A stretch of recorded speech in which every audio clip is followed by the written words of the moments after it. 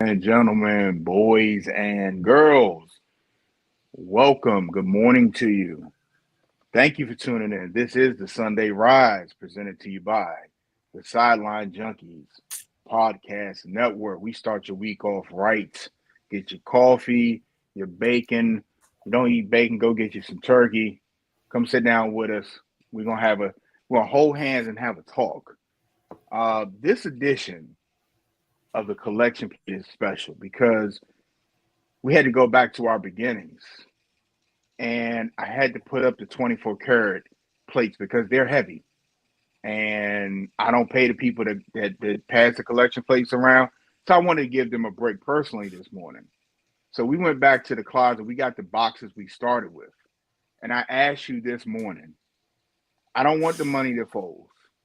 I need the change in the lint in your pocket. I need the gum, the candy that's stuck to your purse because we are trying to help the Duke Blue Devils get back home to wherever it is, wherever they're from. We're trying to get them back to Cameron Indoor Stadium. My goal is not plane tickets. It's not bus tickets. I want to go to Walmart. I want to buy 20 pairs of Shaquille O'Neal's low price sneakers so they can walk home. With that being said, to my what is this? Right, left, Yeah. whatever that is. That is a gentleman, Jack Carr. The man. I don't want to say it. You get diddy so much. The man at the bottom of the screen to the south is the Midnight Rider. And today I'm the show's host. I'm the boss B. Once again, gentlemen, good morning to you. How y'all feeling? I'm good. I don't know about Jack, and we're gonna let Jack have some time this morning to get his feelings out. But yeah, I'm good. Yeah. Good Well, morning. yeah, Morning. yeah. It's you can feel the heat coming off Jack's screen. So and with that being said, ladies and gentlemen, it's time for End the Card with the gentleman, Jack Carr. Jack, take your time. Take your time when you come up to the altar, Jack. Take your time. We're here for you in the congregation. You take your time. Y'all turn the fans on so this man don't overheat, and y'all walk with him on his path to getting clean. How the old lady say, "Let him use you, baby. Let him use you." Let him use you. Let him take you over. I don't believe y'all hear from me. Don't believe it at all. What they referring to, ladies and gentlemen, is my Duke Blue Devils squandering that lead late in the game last night to be defeated by the Houston Cougars. A damn good Houston Cougars ball club, I'll say. But we had them where we wanted them. I'm going to make my first jab to Coach Shire. Coach, you got outcoached. You got outcoached the final 3 minutes of that game. Number two, why you got a guard inbounding the ball under the basket? Why? You rarely see a guard inbounding the ball under the basket, especially when there's 30 freaking seconds to go. And you what? Up 1, 2? It was crap, man. Well, no, we were 3. Then they stole it, hit the 3, then got fouled and went up 2. That's how it went down. The foul I thought was a bit petty that they called there on Flag Lake. They've been letting them play physical all day since the Auburn game. That Auburn game, one of the most physical games I ever seen. That was an awesome game to watch too. But if you're gonna let them play physical all day, then you're gonna make a call late in the game that can help decide the game. Come on, ref.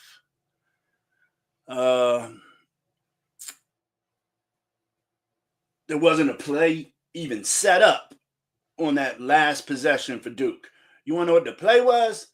The play was Coop, win it for us. That's crap, Coach Shire. Set up a goddamn play like you did the end of the first half to get them points. Set up a play. Not Coop, go win this for us, or Coop, it's on you. So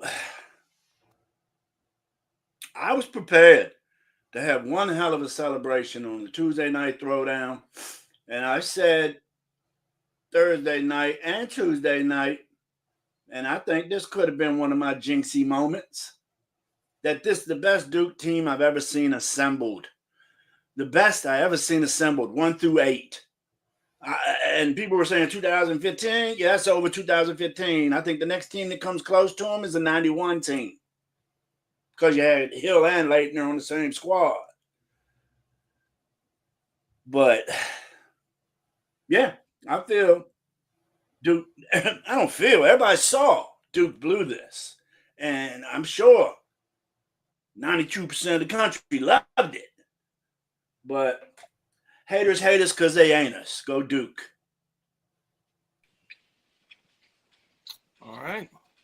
And with that being said, and seriously, hats off to Houston. You deserve it. with that being Not said, the best team, but you deserve it. our demographic is mainly men, and I try to look out for the men in the podcast, and this is no shade to the ladies, but men, if the ladies ever tell you 30 seconds isn't enough, you save that Houston Duke clip on your phone and you play that, and you say, baby, these are two powerhouses. And do you see what happened in 30 seconds? 30 seconds is enough to change your life. I just wanted to pass that on to the men. That's all. 30 seconds, if you do it right, can get you a national championship. You can hold a trophy up. You can cut the neck down with 30 seconds left. Just saying. Hey, this is what you get when you got a lifelong Terp fan on the podcast, and then do levels go down. But not seriously, like Jack said, and I'm gonna let Midnight Rider get to it. That was a complete meltdown. And I picked Houston in my bracket to win it all. So I needed them to win, actually. But when I saw it, I started seeing the clips. I'm at work, and I see 67, 61. I said, fuck, I got to hit Jack Mouth on the podcast. Dude going to championship. Matter of fact, gotta hear my mouth. matter of fact, the Coach Devon, big Blue Devil fan. Huge. Mm-hmm. Huge. He bleed blue too. So yeah, I like I said, I'm at work, and then I see, of course you see the internet buzzing, and I'm like, oh my goodness. And my last couple, I just couldn't stop laughing. It was like watching Dave Chappelle comedy. It was beautiful. Midnight Rider, go ahead, man. Go ahead, Midnight Rider. First, I'm gonna just start with some of the updates. Matty Ice live update: Ashburn is down 1-0 to a team from Florida in the national championship. 12 left in the second, and they've outscored their opponents 31-9. I want to say in this tournament, it's been pretty amazing what Ashburn's doing over there in New Jersey. So let's just keep our fingers crossed. Let's go, guys. Get that ship. Maddie said, I felt bad for Jack watching that collapse. Duke should have changed the guy inbound in the basketball. Definitely. They should have had Coop inbound in the ball with 31 seconds. They had the lead, so it wasn't like they needed him to make a play. They had the lead. Give it to Tyrese Proctor. He's a high percentage free throw shooter. It should have been I'm not saying Sion James is not a high IQ player, but everybody knows Cooper Flagg is the highest IQ player on that team. Bad choice of inbound guy. So sorry for that, Roddy. Go ahead. No, you're good. You're good. Get this all out of your system, baby. Maddie said I felt bad for Jack watching that collapse. I got to see it later on in the morning because I missed the original taping of it, and I had pure joy in my heart. I saw the scene from Sister Act 2 where the young fella says, "Oh, happy day," and she got to get them to sing it right. Oh, happy day. I heard that. Oh man. I was going to use it as an intro. Jack just lucky I can't load music up. Because if I knew how to load music up, that would be playing right now. I don't have to hear that this is the best team that Duke has had since whenever. I don't have to hear him talking about cutting down the nets. I ain't got to hear him sing One Shining Moment. Oh, this is beautiful, baby. This is beautiful. Oh, God yes, indeed. damn, what's in y'all's cup today, man? Y'all got that grape haterade. God is good to me. God is good. And all Couldn't the be time, happy God for is your good. fellow junkie. That's all right. man. That's no. all right. We are happy. We're happy for you. We definitely happy for you. Yeah. That's all right. We definitely June's happy coming. for you. June's coming. I got the Celtics coming next, bro. He says, I didn't say I didn't love watching it. I just felt bad for Jack. See, there you go. See? There you go. I mean, look, people. My phone blew up like the World Trade, young. It was just all light up. I didn't mess with it. Looked at it this morning, 24 texts. I was like, man, I have not responded to all of y'all yet. So just let your mind think about what I'm saying to you. You sure you know what I'm saying? So I'm not responding to all you chumps that have been bugging me on the texts. I'll say it for you, Jack. I would thank you. See, thank you for reaching out to me in my time of need. That's what you said. That's it. Yeah. A mass text message. Yeah, that's definitely what I want to say. All right, so let's get to the Final Four recaps.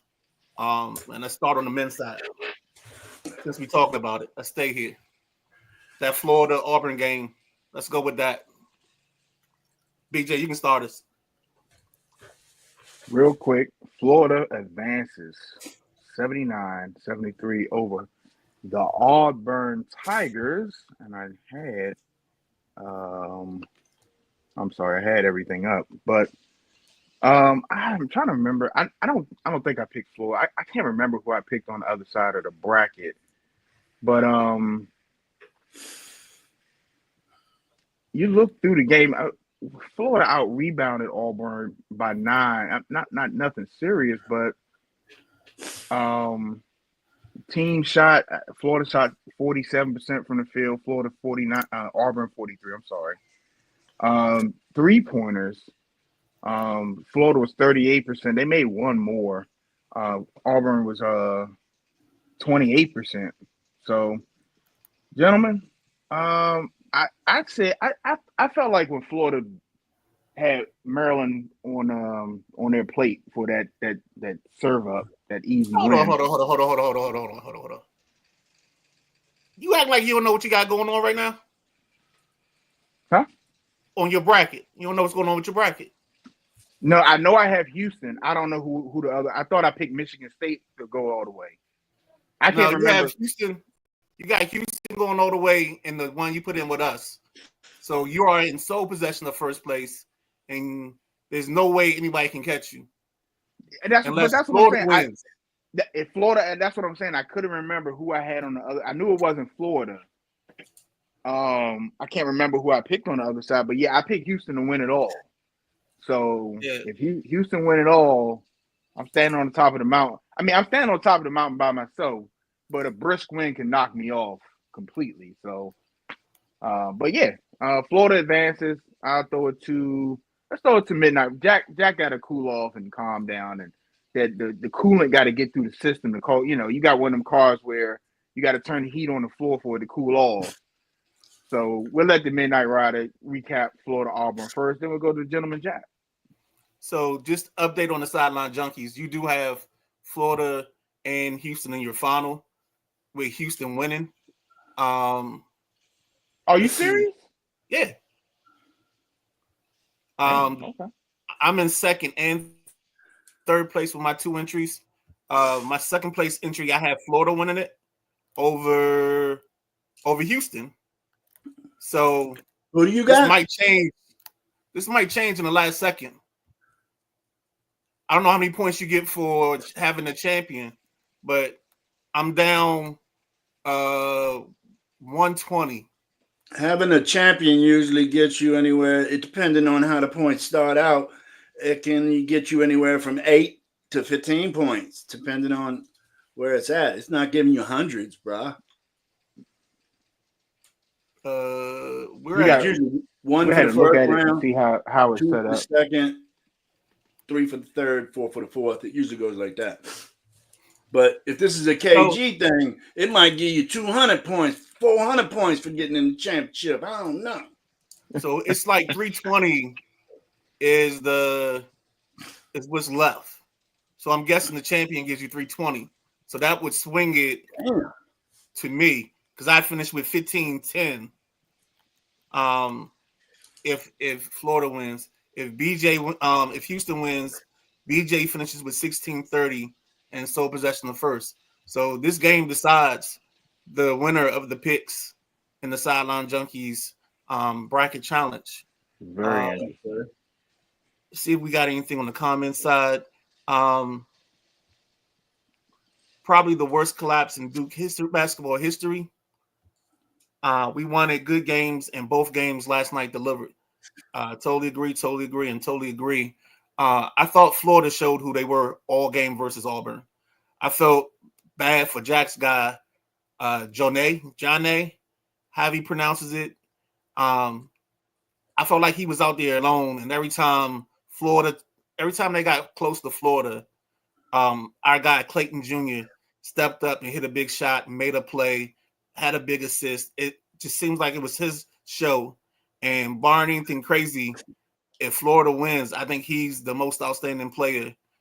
He's the face that you're going to see on all the one-shot and moment stuff. Because I think we only had one buzzer beater. We'll see the Duke collapse. We'll probably see the big shots down the stretch by Florida. I'm not sure what else is going to be in the one-shot and moment, but I think that's how that's going to play out. What you got, Jack? Well, this was a very physical game, as we expected, and both of them shot terrible foul shots. I thought terrible foul shots, in both games last night. Foul shots could have won the game for Duke, but we're on the Auburn-Florida game here. My bagness. Walter Clayton Jr., man, hell of a fucking game, son. Hell of a game. I don't drop F-bombs often, but he took over that game. He can get to the cup faster than almost any guy I've seen in a long time. From three-point line to the cup, he is quick. And he did it quite a bit last night. Elijah Martin came through with 17. That was big. I told you John A. Broome needed help on his side of the ball, but I just don't feel he did. And he came out a couple times, and he was tugging on the bottom of his shorts a lot of times. The man just left it all on the court and played as best he could. It just wasn't good enough for this strong Florida team. I mean, they did a good job by shutting down Alex Condon. He only had 1 point, man, 0 for 5. Thomas Hawk really helped out Clayton. He got 7 rebounds, 12 points, 1 steal, 2 blocks. And Hawk was down low banging with him, man. It was a great battle. He was battling with Baker Moroza or something like that. I know that guy's name like back of my hand. Baker Mazara. That's his name. They were battling, but Florida was too much for him. And I look forward to a good matchup with Houston in the championship. So, I've been talking about Florida since day one, say one, you know what I'm saying? So now it's go Gators. Yo, I told you before when we were doing our top 10s, you were the person that introduced me to Florida and Clayton Jr. And after the first time I watched them, I said my favorite player in college basketball is Clayton Jr. And it looks like I forgot Maddie made this comment, but I'm gonna hit this real quick. Maddie said, "The winner of Houston Duke wins it all, and I will stand by it." Now, Matt, when you say I will stand by it, are you going Blue Magic guarantee with this? And we're gonna put you on the board if you want it. Let me know how much you guaranteeing this Houston wins situation. He also says Clayton was a beast. And then the newest update is Ashburn down 2-0, 8 minutes left in the third. It's not good. Let's go, boys. Good morning, gents. I owe y'all an apology, and I owe Houston an apology. I was not familiar with their game. Hell of a ball game from Booney. With that being said, like I say, it's not. As soon as Duke lost, it went to March Sadness for JC. So that's my new gear today. Oh man, I don't get down. Who knows? I might not watch Championship Monday. Oh, don't be like that, Jack. I didn't watch the Super Bowl, so I refused. So nah, that's my jam. I'm gonna watch it. That's my jam. You know, I love March Madness, and it gets upsetting when it's almost done and your team got kicked out. That's like double upsetting. So go O's. Well, next up, championship game predictions. Good correction, guys. Sorry, good correction by Maddie down there. The boys aren't in the third; they're only in the second. So come on, Ashburn. Oh, second. Okay, so they got time. They just got to pull it together.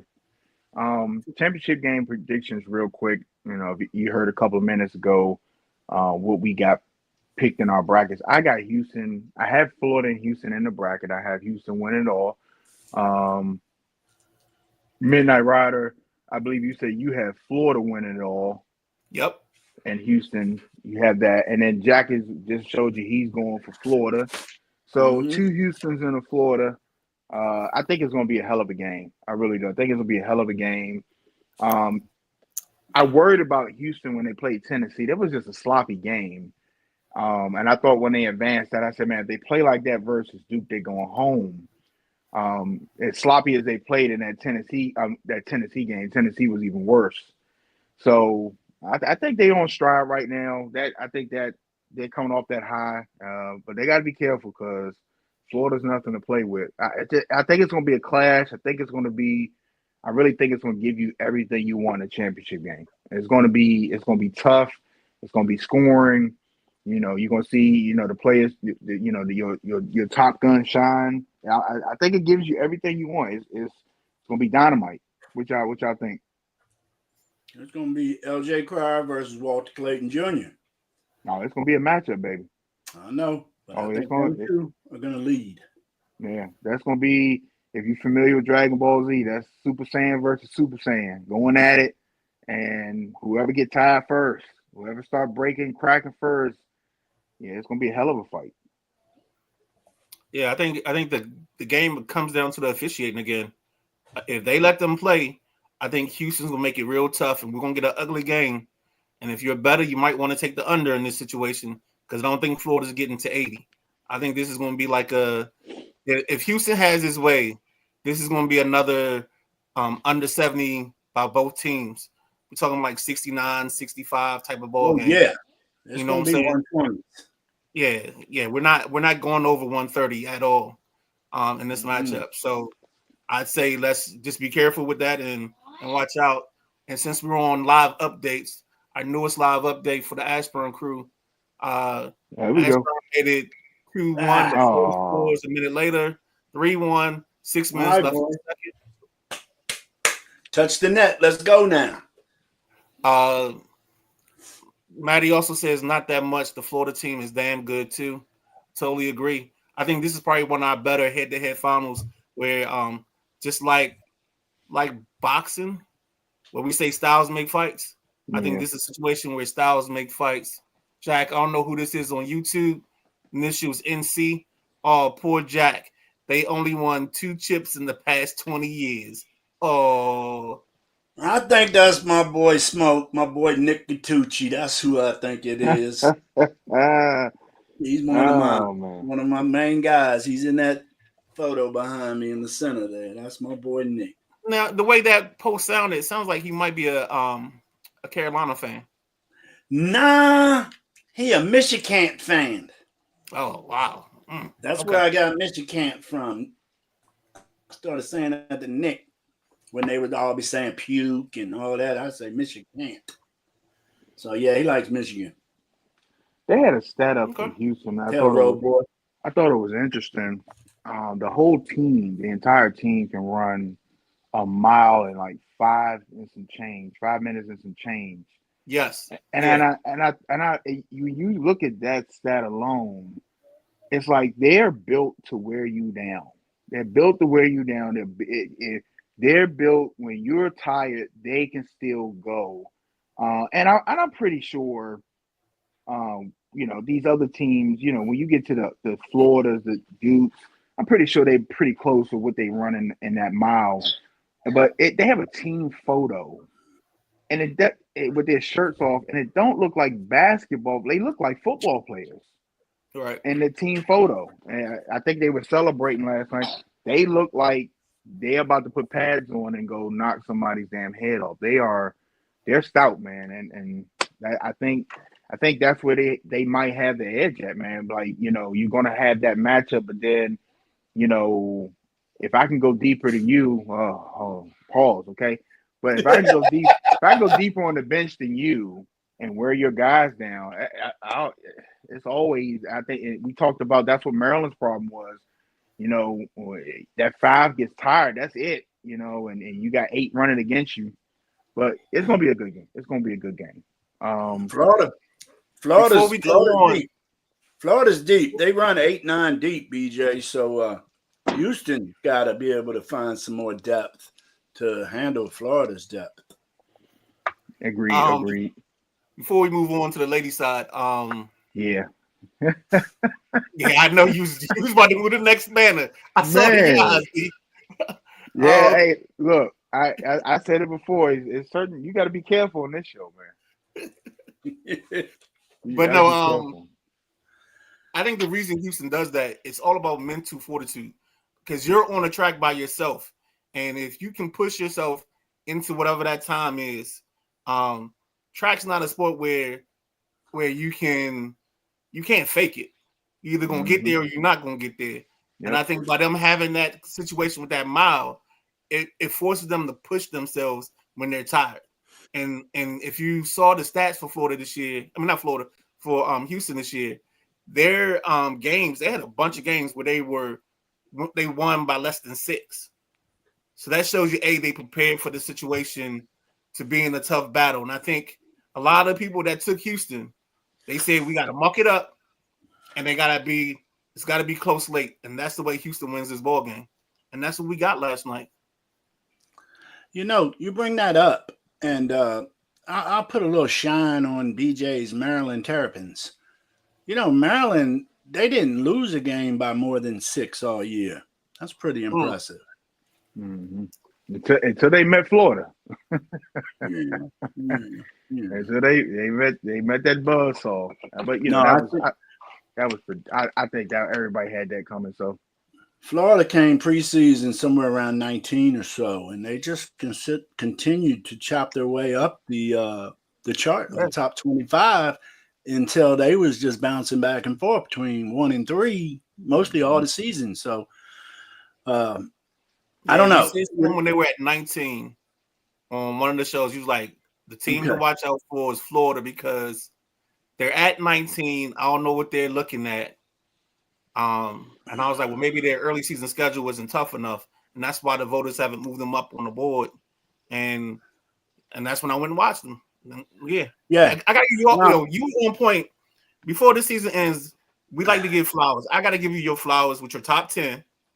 And then also, when you said watch out for a team, you said watch out for Clemson. Clemson upsets Duke. You said watch out for Florida. Florida's in the title game. So you've been on point.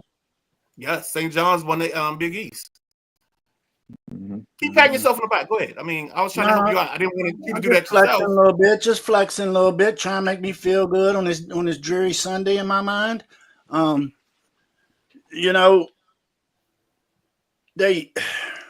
to say this? I saw them there and thought they deserved it, even before we even knew the SEC was going to be what it was this year. Yes, sir. I'm sorry. The SEC was just on top of the world, Craig. On On top of top the of the world. world. And they 14 teams, I think it was 14 teams in the dance. I don't think that'll ever be beaten unless these conferences continue to grow. Then you got to get forth, But yeah, that's before we even knew what kind of Hellcat the SEC was going to be. So yeah, Gentlemen, let's talk about the ladies' side for a second. Their Final Four results: you had UConn wipe UCLA out 85-51, and South Carolina beat Texas 74-57.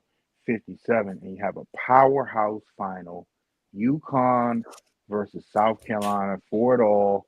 I believe that what time is that today? It's going to happen in an hour from now and stuff. So I'm guessing it's soon, 1 o'clock. yeah, it's early. Okay.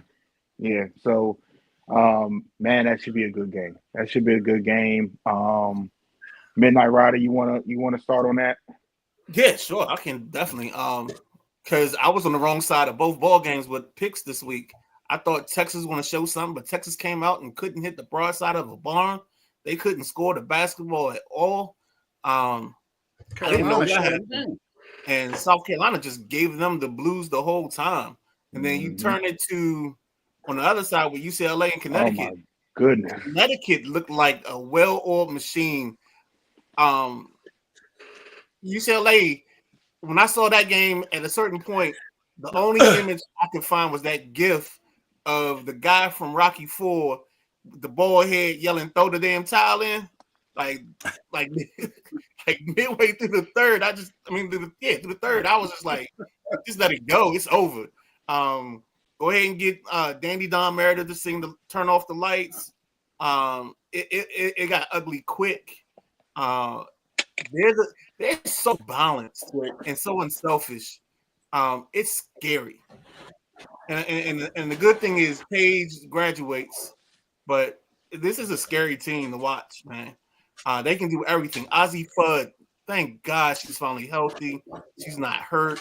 People get to see her skills. Um, she's been a shooter since she was at St. John's High School. Oh my gosh, it's gonna be a beautiful thing. Then you got the option of South Carolina three-peating and Yeah. doing on Gino.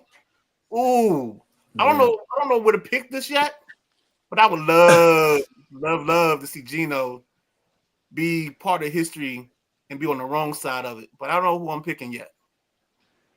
Go ahead, Jack. Jack, what you got? Well, number one, my view on this women's side of the tournament. There's a lot of blowouts, man. Shitload of blowouts. I mean, you got blowouts in the Final Four. I guess it just shows you who the cream of the crop is. Midnight Rider hit the nail on the head. UConn is rolling.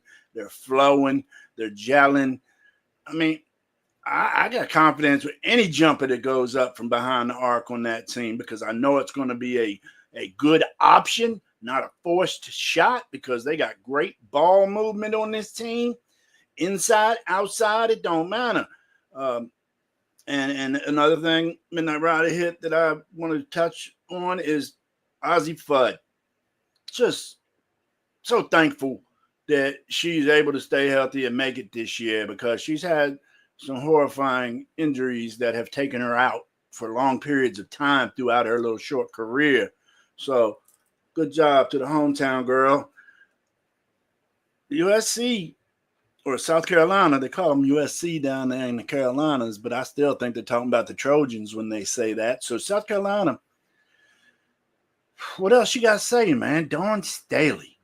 She is a dog. And you rarely hear people talking about a coach like that. But Dawn Staley's a dog, and she's got having her as your coach gives you an edge up, in my opinion. Even knowing you're going against the great Gino. Dawn Staley is dog eat dog.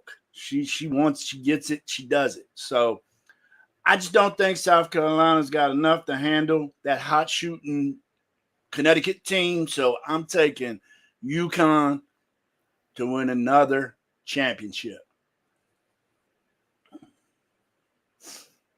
Well, real quick, I'm with Midnight Rider, and I guess I got less than an hour or so to pick. But if I had to pick, I'll lean towards South Carolina, but it's like a 52%. You know, it's one of those. It's not confident because both teams are playing so well, and like we just said, all of us just say you watch UConn just wipe the floor with UCLA.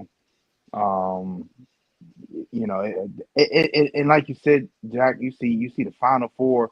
You don't expect to see blowouts in the Final Four. You're supposed to be the best four available, and this is Right. what you get. Definitely not what you got on the men's side. And I wonder a little bit. We talk about how the NIL has changed the college landscape. I don't know if you're gonna if you're seeing it here. It seems like UConn and now South Carolina are hoarding. What do people keep saying about South Carolina? They got 11 McDonald's All Americans. Blah blah blah blah blah. And it seems Right. like it's going to be that way with Carolina and UConn for a minute, and then you might have you know the Brenda Freezes of the world and Maryland, pop in there every now and again, would make a run. But like these teams are, I mean, like this might be your championship for for the future. Like this, you might see these teams a couple of more times over the next 3 to 5 years. It's just a run of dominance right now. I mean, we know what Geno and UConn brings, but and you got Coach Staley now in South Carolina, and it's just a powerhouse, man. It really is. Like what she's producing, and I love that she's not babying. Gino doesn't either.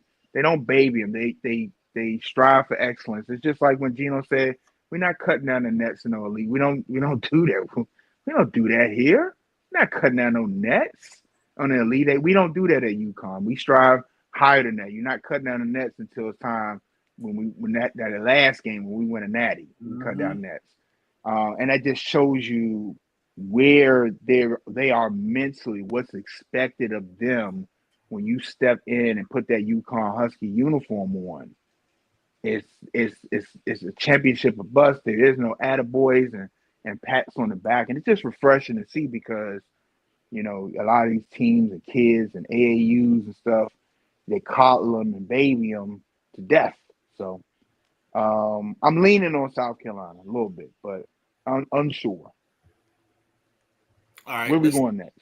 Let's hit the comments real quick, and then I'll make a pick. But let's hit the comments real quick. UConn just looks so damn strong, and I picked them to win it all. So hoping they win it, but can never count out South Carolina team. He had me nervous there. I didn't know if that was the KG. They so good. I didn't know if he was Well, doing that's that. what y'all did to me, man. I was just thinking about that, and I wrote it right here. Midnight Rider coming at me with some of this. Houston, so good. Don't do that to me no more. Boone says I want South Carolina to three-peat, but UConn is a juggernaut this year. UConn is who he's taking. Sadly, they are on the same time as the Caps game, so we know what I'm watching live anyway. And then Maddie with the Ashburn update 3-1 after 2. Come on, guys.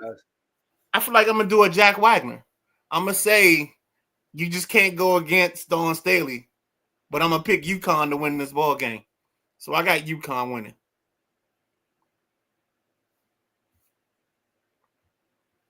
And with that being said, let's get there. You go, B. You're on mute, baby. Man, we've been doing good, but no mute monster. Yeah, man. NBA seeding battle. My computer just died, so y'all are gonna have to help me out. We're getting down to the nitty gritty. Teams are jockeying for position, trying to get to the NBA playoffs, and we're gonna give you an update on what that looks like going into the second week of April. We'll start with the gentleman Jack, and actually we're gonna bounce it back and forth because I know the guys gonna want to talk about the teams back and forth and what their chances are going in. Let's start on the East.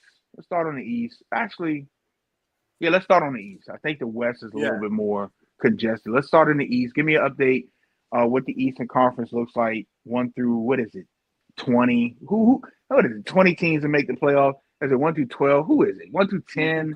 1 through 10. Oh my God. Four, 1 through four in the 10. Give me an play-in. update. Playing game. Oh my goodness. I wish they'd have just kept it at 8. I mean, but it gives a little excitement with a 1-game play-in, you know. It's pretty much set. The play-in guys might bounce up or down each, and the Bucks and the Pistons might swap places at 5 and 6. But other than that, the playoff matchups are pretty much set in the East with the Cavaliers at top, 62 and 15. Say that one more time, Jack. I'd say it's pretty much set in the East the way it is. You can jockey a little bit for the play-in games. They're probably going to change spots a little bit, but them four. Cleveland Cavaliers remain atop the East at 62 and 15. Totally agree. As you watch this, I think the East shows you that there's separation. You see between 1 and 2 is a 5-game gap, but I think those are the 2 best teams in the conference. And when I say those two, I'm talking about the Cavaliers and the Celtics. Then you get like this muck of the Knicks, Pacers, Bucks, and Pistons, and teams you just want to go away. Those are teams you just want to go away. Just put the Cavaliers and the Celtics in the East Finals. Let's not waste our time with the Bucks, the Pistons, the Knicks. Let send them to wherever Georgetown went to play that tournament at. Send them over there and let them play. The Crown Tournament Cup. America's Cup. Yeah, send them there. Let them battle it out there. Let the Cavs and the Celtics rest up a week or two, and let them go at it. Okay, I don't want to. I'm sorry for interrupting. I don't want to see the Knicks and the Pistons and I just don't want to. I don't want to see what these teams have to offer. I don't want to see Giannis have to score 50 in a losing effort. And that's what it's going to be. I'm sorry, but no. Yeah, no, you good. I'm right there with you. Right there Orlando. With you. Then it's Orlando, Atlanta, Chicago, and Miami. Oh. And I mean, somehow 2 teams gonna come out of that. I don't know who the 2 are. I really don't even care. Like BJ said, but I mean that shapes it all. I don't know why Miami doesn't just let themselves collapse one year and actually get a good player on their team instead of just junking around with pieces and parts and scrap pieces and creating players. It's just like Miami needs a better top end player than just Bam Adebayo and Tyler Hero. They need somebody else. Yeah, Tyler Hero is like a faucet, man. He's hot and cold.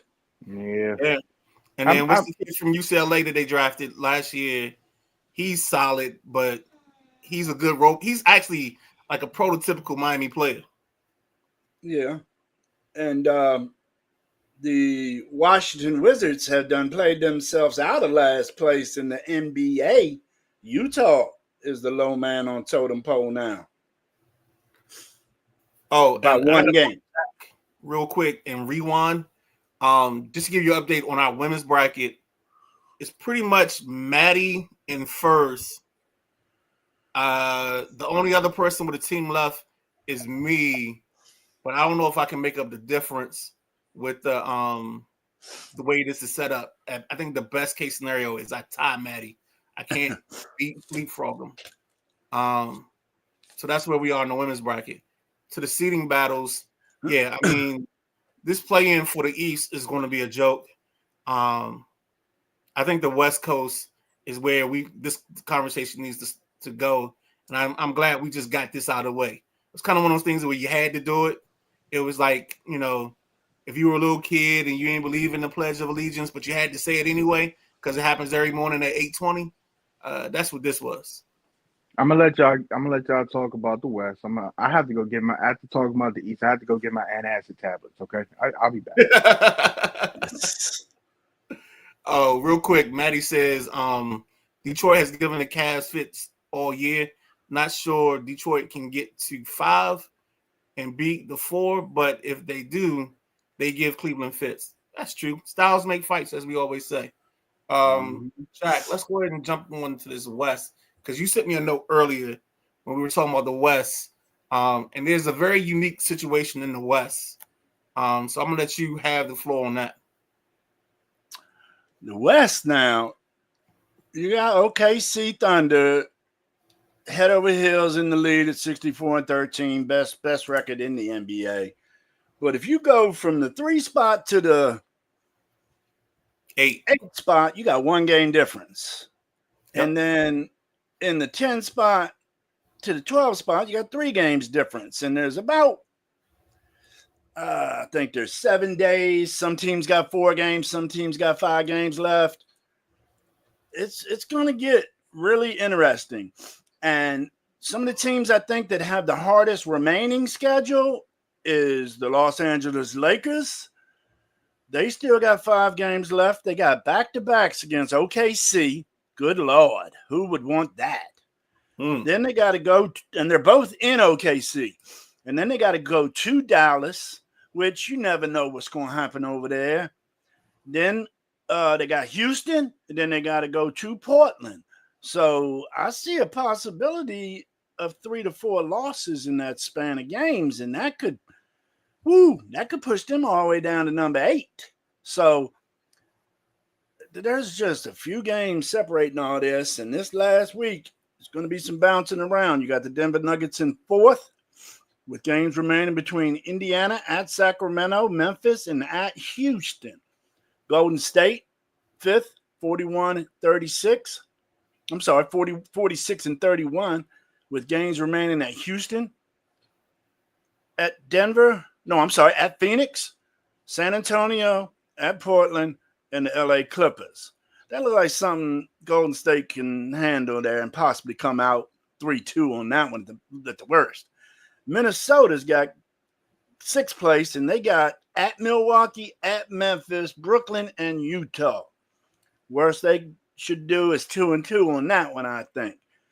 Clippers, 7th place, got San Antonio, Houston, at Sacramento, at Golden State. That's not a gimme schedule neither. So the number 8 spot, Memphis Grizzlies at Charlotte, Minnesota, at Denver, and Dallas.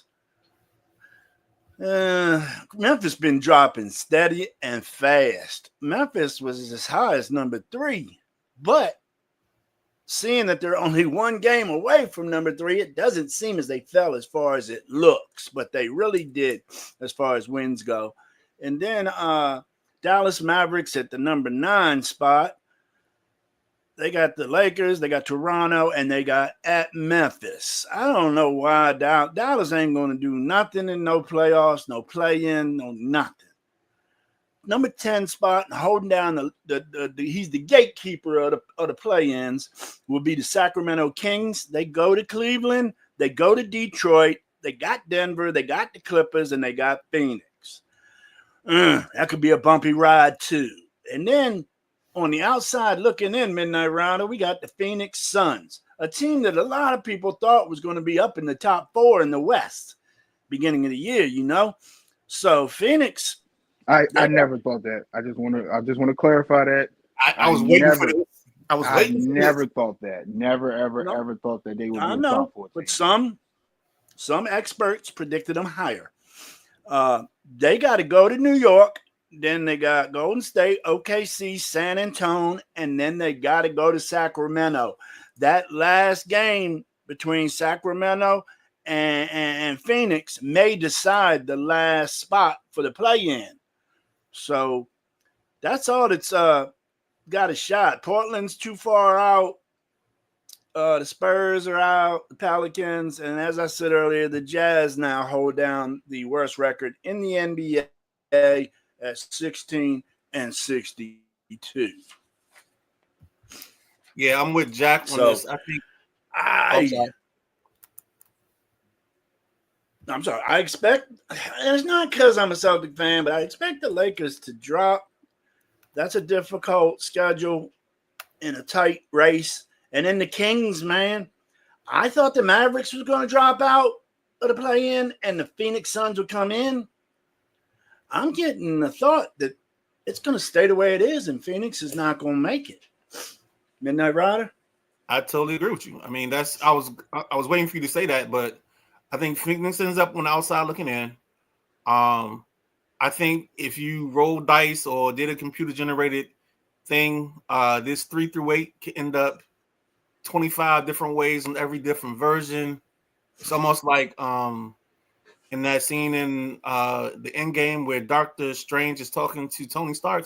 And it's like, I've done this thing 14 times and there's only one outcome. Well, in this scenario, we did it 14 million times, and I think we're going to get 14 million different outcomes because these teams are so close and so tight.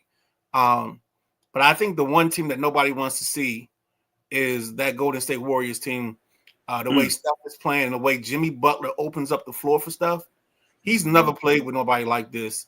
Klay Thompson shot just as well as he did. So that was the difference on that side of it.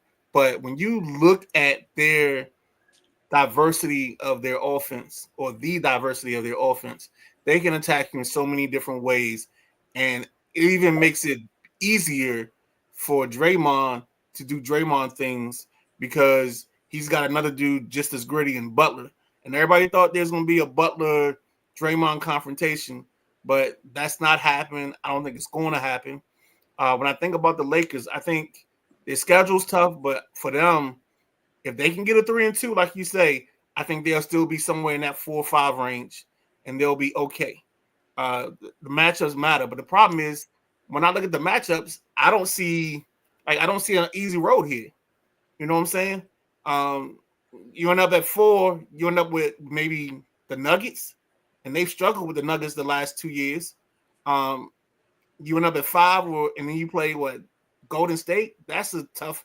I mean, I'm sorry, it just doesn't matter. The way the West is set up, the matchups between the 3 seed and the 6 seed, and the 4 and the 5 are going to be the best things that happen in basketball today, and we're gonna have a show.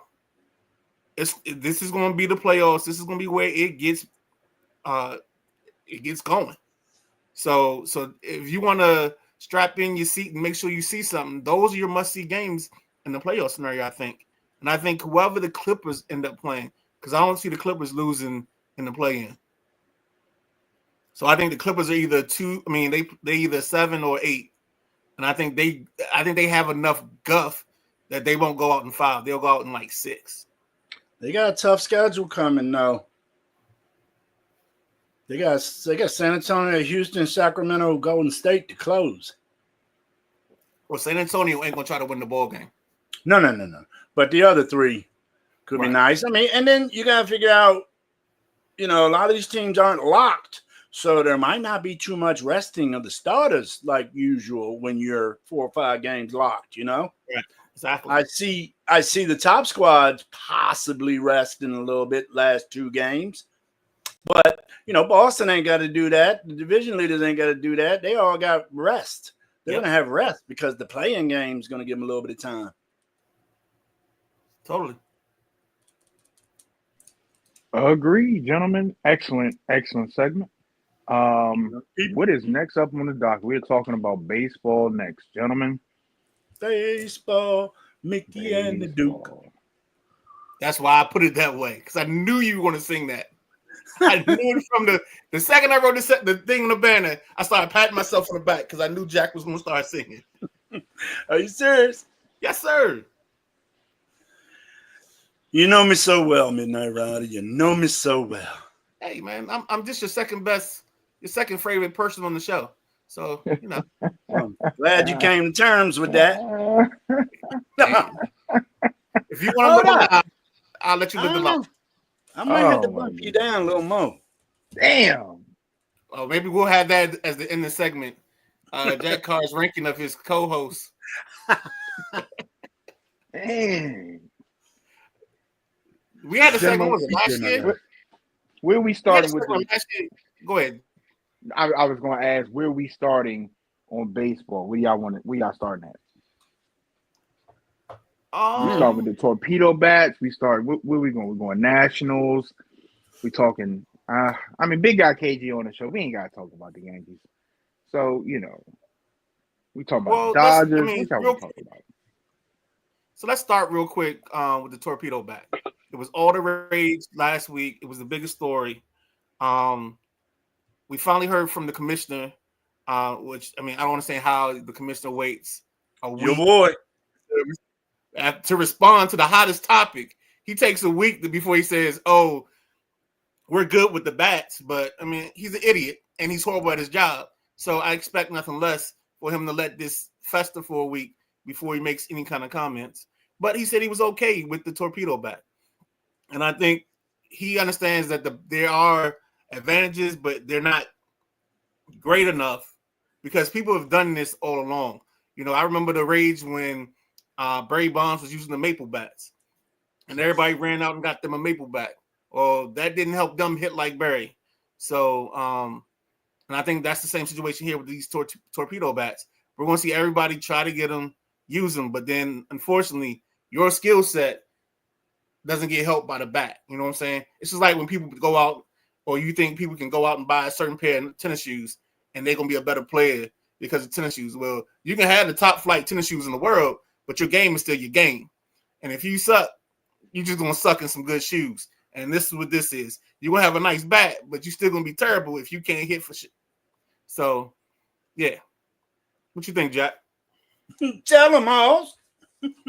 As soon as I seen Manfred had made that comment, I thought of you, Midnight Rider. I know he's your boy and everything. I don't know. Somebody was telling me that Giancarlo Stanton was using this bat last year before he got hurt. I didn't hear anything about that. You knew about that? Yeah.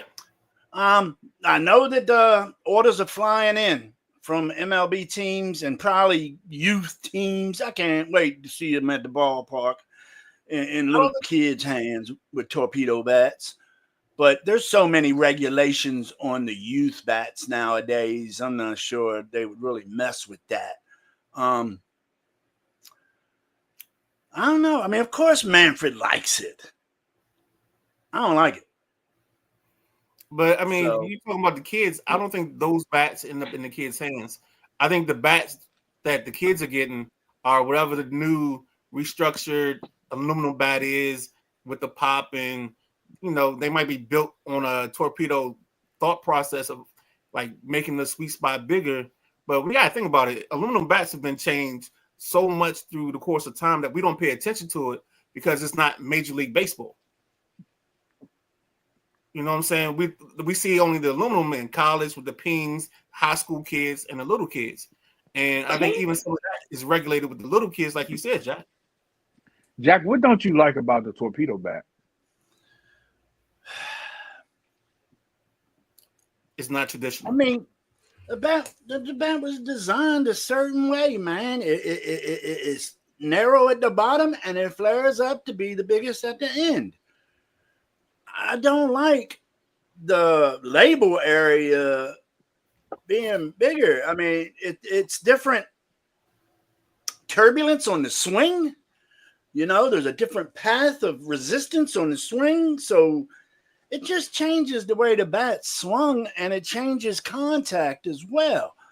As I said the other day, you don't need a new bat to raise batting averages.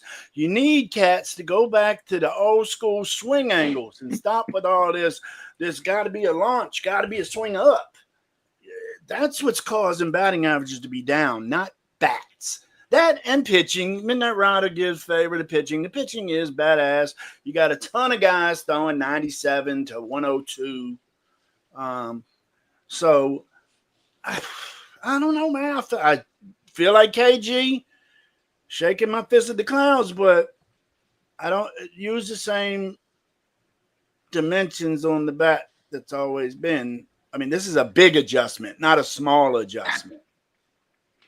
I'm gonna go Joe the fan here because I always tell y'all I'm a baseball novice, and I would like to hear both of y'all's opinions. And Midnight Rider touched on it a little bit. If you gave me an unlimited budget, you told me I can go buy whatever baseball gear I wanted to buy. I looked the part out there. I got the official whatever MLB uniform, the cleats, the socks, the jock strap, the eye paint. I got the nice helmet. You know what I'm saying? 24 karat gold flakes in it. It's sparkling. I'm at the plate. I got the chain swinging. However you want to dress me. I done spent $5,000, $10,000 on my outfit, and you give me a torpedo bat. You give me a torpedo bat. I don't care if it was a underhanded girls softball. I'm not hitting the ball out of 100. I'm gonna hit. I might foul tip it one time. So I agree with Midnight Rider. You still have to put the work in. If anything, and y'all correct me if I'm wrong, I'm thinking that when you get a different bat, you would struggle initially until you get your swing. I mean, your swing. I would assume because I'm used to basketball shooting, and anytime like you try to change the shot a little bit to make it better, make it more efficient, you struggle initially because now you're doing something different. And if you've been playing basketball for years, your muscle memory is used to a certain way to jump, a certain way it comes off, you know. And I'm assuming it's the same way with the baseball. You put something different in your hands. And from what I understand, the bat's legal. As far as weight and everything, the dimensions is still legal, still within everything it's supposed to be. It's just it has that more, I guess, more girth in the sweet spot. You know, no Diddy here, okay? But if it's better for baseball and these guys are hitting, like I said, I think they still got to put the work in to get used to the bat. And on the flip side, you got pitchers that can throw 95 and 100 and getting rocked. Like just because you throw 100 miles an hour, we see this all the time. You go out there and you out in an inning and a half, you done got killed in the inning or inning and a half, 2 innings, and you coming right out of the game. So is it safe to say that the teams are going to have to get used to it? And I mean, are we going to see home runs jump? Are we going to see higher scoring games? What is the consequences to this bat? I don't think there's any true consequences to the bat. I think what happens is, I think the reason Manfred liked it is because for 2 weeks or a week and a half in the middle of March, while the NCAA tournament is going on, they got publicity. They were talked about. They were one of the topics on the Screaming Ace show. They were one of the topics on Nick, whatever his name is, with the perm on FS1. Like, they were the lead on a lot of those shows, and that's where, and I think that's truly why Manfred was truly okay with everything that was going on. It's always about the talk, the ratings. You know, you got reasons for somebody to tune in, because now some fan that's not really a true baseball fan may just be looking to see what the torpedo bat looks like and the effects from the torpedo bat. So I think that's where and why Manfred has a little affinity for this situation. Go ahead, Jack. Yeah, I already hollered at you about Manfred. I'm gonna hit Maddie's comments. He had two real quick. He said, "My overall final hope is the same: Cleveland versus the Lakers." That was our best. My hope also. And then we all know Manfred will screw this up. Just only one question is how. And our sports update is 8 minutes left in the third. And come on, boys. Ashburn guys are down 3-1 at Nationals. There we go. And this is the championship they're in? Yeah. Come on, guys. So back to what Jack was saying, or back to just baseball in general. Let's get to that point right now. Hold on, I just lost something here. There we go. Jack, we were talking kind of pre-show and talking about just teams. You know, I mean, the Dodgers look unstoppable. I don't know what their record is, but I mean, they're throwing something at you. Right now, they're 9-1. They dropped one to the Phillies the other night, 3-2, I think. I think that's the only team that can keep up with them. Lineup for lineup, I think they're the only squad. Well, right nobody's now, the Dodgers 9-1, San Francisco Giants 7-1, Phillies 6-2, Yankees 6-2, Rangers 7-2. American League Central, we're not even going to talk about. Isn't everybody under 500 right now in the Central? Uh-huh. Detroit's at Tigers. 500. Tigers at 500. What's the Nationals record? 2-7, I think. 2-7. That's 2-6. Okay. Braves finally got one. They 1-8. Rockies 1-7. Bottom of the barrel. White Sox got 2 wins so far. And the AL East is 2.5 games from last to first. Yankees at 6-2. Orioles pulling up the rear at 4-5 after a hot start. I mean, it's just too early. One thing I did note was Mike Trout, the last 3 games, has 3 home runs. So I think the move for him to right field might be helping him a little bit because he doesn't have the wear and tear of playing center field. And I actually think they put their better center fielder out there, which I think it should be the kid Joe Adell, who they drafted like 4 years ago. And they've been just waiting on him to do anything. I mean, his defensive tools have always been there. It's been his hit tool that they're waiting on. And I think that's just where we are with them at this point is I don't think the Angels will make the playoffs, but, I mean, you get Mikey Trout for the whole year, and I think that'll be a plus. So I think Rendon is already out for the season, so there's no need even bringing his name up. I'm dead serious. I think he's already out for the season. And that's my guy, Rendon. The fleece, really? that has got to be top 5 fleece of the century. It has to be. Yeah. I mean, look. I need to produce for a season and get me a contract. That's all I need to do. And I'm gonna pull a Joel Embiid. Ow, man. I don't play back-to-backs. My shoulder, my neck. I had too much ice cream. My tummy hurt. My shoulder. Oh, shoot. Hold on. Gretzky wearing a 9-pin. So if he breaks it today, Gordie Howe will be there too. That's tough.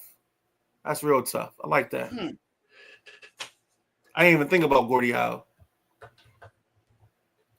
Anything else on baseball, Jack, you want to touch on? Mike Trout's back in the game. Mike Trout's back in the game with the LA Angels, so I'm enjoying seeing that. He had a home run yesterday.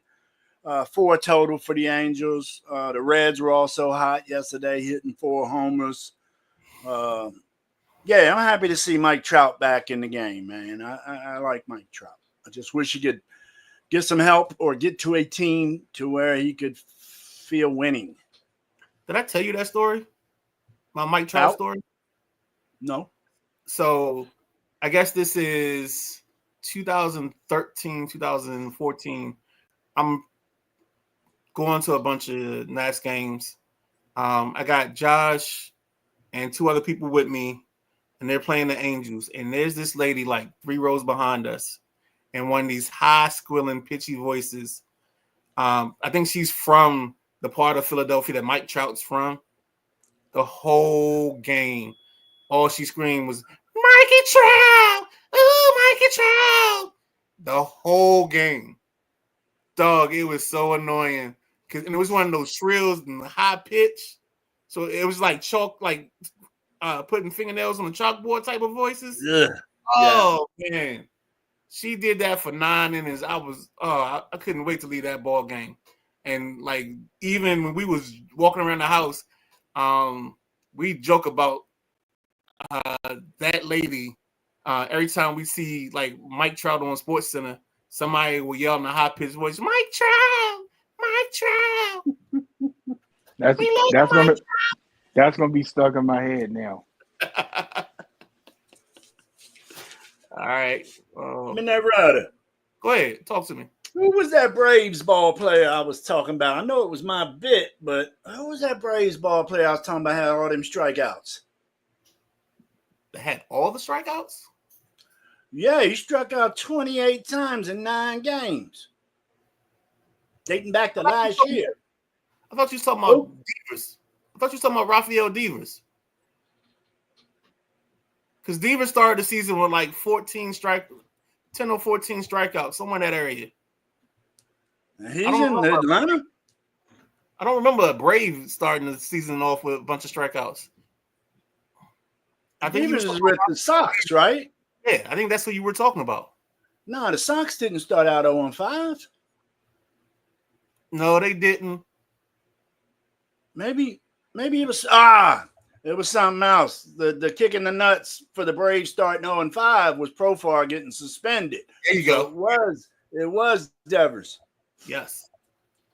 I have not followed up on that to see He's if starting strikeouts had continued. He started this week. Good to know. Yeah. That was a hell of a run he had, man. No, the person we got to worry about right now is Dylan Cruz. I think he's still the only daily player without a base hit on his ledger right now. So 6-7 games? Yeah. Wow. But I mean, the problem is he's had that baseball player luck. Every hard hit ball he's had has gone directly to somebody. So that's been his issue so far. It's just, he hits or he gets contact, but the problem is the ball don't fall where ain't nobody at. He keeps hitting the ball at. I mean, you know how that goes with baseball. Yeah, man. You got anything else for me, Jack? Nah, not right off the hand. I think we covered what's going on in baseball right now.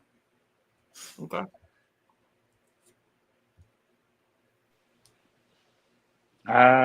Where we going now? I saw the Ovi. We going to Ovi watch? Yep. Ovi.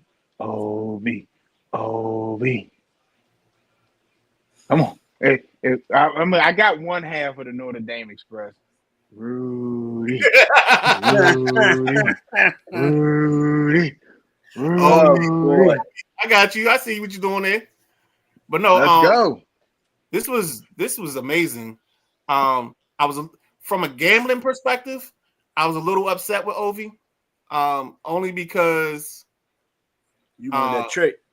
Yeah, I wanted the hat trick because I had the hat trick and the win for the Caps. It wasn't much money, but it just put me on they gave me some dough to work with for the rest of the weekend. But I respected him for not wanting to do it on the empty net. I think that's perfect. I think if I put everything personal aside and thought about as just a competitor, you don't want him breaking a record with an empty net goal. You want him scoring on somebody in the thing. And if he just happens to go scoreless, which I doubt very seriously, the next 6-7 ball games, and he has to break it next year, that's fine. But I'd rather it be for something that everybody thought was unattainable. Like even in one of his first interviews, they asked him about 894, and he was like, well, gosh, you got to score 60 goals in 3 seasons and all this, and how it was unattainable. And now we're here. We're at the doorstep. Only thing we haven't done is ring the doorbell or knock on the door, but we are right there waiting for this to happen. Does it happen today? Mm-hmm. Maybe, maybe not. They're up in New York facing the Islanders, and this is the only goalie I think that Ovi hasn't scored on, or one of the few he hasn't scored on. So this is going to be interesting. Yeah. Yeah, Matty ain't the only one with NHL thoughts, baby. Go ahead, Jack. I wanted to see him do it at home, but big kudos to saying no to going in on the empty net. I think the young boy ended up getting his first goal on the empty net. What's the young boy, the new boy? Ryan Leonard. Leonard, yeah. So I give him thumbs up on that. Coach was cool with that. No, I ain't even gonna go there because then I'll sound Well, like I ask know the what I'm question. talking about. Didn't they put the goalie back in net later? Yes. See, you right on the right path. So they scored an Okay. empty netter with Leonard. So it makes it, I think, 4-2 at the time. And then they played another couple minutes. And Ovi gets like 2 or 3 shots on goal. And that Yeah, stretch that's what I down thought the I stretch. heard. Yeah. That's what I thought I heard, and I was like, "Damn!" But they was empty net. But then I thought I heard Nah, that they went back out. he So caught a nice one on the pass. I'm sorry, he had a nice pass from somebody, and he had like a nice little attempt, and it hits off the shoulder of the goalie and pops over the net. So he was close. They yeah, definitely tried to get him shots in good spots, but yeah, it just didn't happen. And he had a breakaway, but he waited too late to pull the trigger. So yeah. well, the one he tied it on, I think it was top shelf right. I think it looked like it. I think it went right over the guy's left shoulder. Yes. That was a nice shot, and that was classic Ovi right there. That's his shot. Yep. You From get the him over office. there one time, shoot. See, I know what that's called. It's called one time. There you go. But to break it in New York, oh well. I mean, I'm sure there's probably some nice Cap fans traveling with them with the team for this. You know, they traveled with they traveled with the Capitals pretty good normally in you know surrounding teams areas. So I expect to see a lot of Cap fans there today. Oh Matty yeah. Ice with the comments. So much good stuff from the game Friday night, today, and game on Thursday. But that's content for drive time. That's Matty Ice sending the enforcer on the ice as a warning. Don't step on his content. That's the enforcer. You getting checked into the boards as a warning because you touched the star player.